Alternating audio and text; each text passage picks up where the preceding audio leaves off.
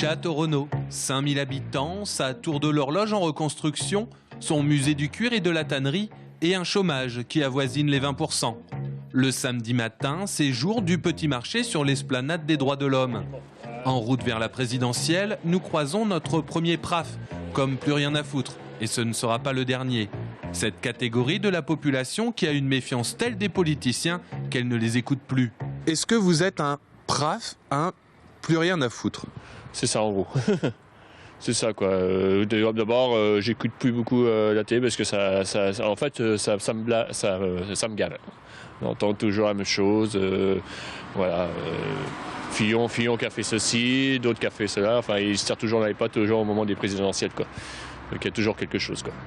Sur place, le sujet politique est lui aussi oublié. Même pas de référence drôlatique, tout est tu, la confiance est rompue. Bah, vous savez, moi, en ce moment, que ce soit, je vous dis, les uns ou les autres, hein, des promesses et c'est tout. Bon, allez, je m'excuse, mais on est pressé. Pour le marailleur, les gens sont noyés sous les promesses des candidats. Lui, ce qu'il ne trouve pas normal, c'est que son fils de 24 ans a fait du bon travail chez un chaudronnier pendant 3 mois et qu'au final, il n'a pas été payé. C'était un stage. Quels sont les thèmes qui importent pour vous? Nous, moi personnellement, pour les indépendants, quelque chose qu'on ait des bonnes retraites plus tard, même pour les autres retraités, bien sûr.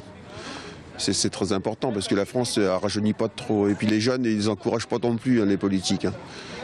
C'est trop compliqué. Ils leur font faire des stages à des jeunes, ils sont sous-payés, ils sont même pas payés quoi. Ça s'appelle presque de l'esclavage, je trouve.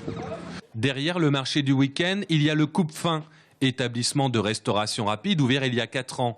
Mounir y est caissier et ce qu'il sent ici comme ailleurs, c'est que la France et les Français se fracturent. Selon lui, depuis 20 ans, l'unité de la nation n'est plus qu'illusion. Moi, je suis pour la diversité, je suis pour une France unie, une France qu'on aime. La France, on veut retrouver la France qui a une vingtaine d'années, c'était la 3e ou 4e puissance du monde, par exemple, en économie, en défense, en beaucoup de choses, parce que nous, on a quand même la France, c'est un bon pays qu'on aime, c'est ça que je veux, moi. Qu'est-ce qui a changé selon vous en 20 ans? La division. Beaucoup de division.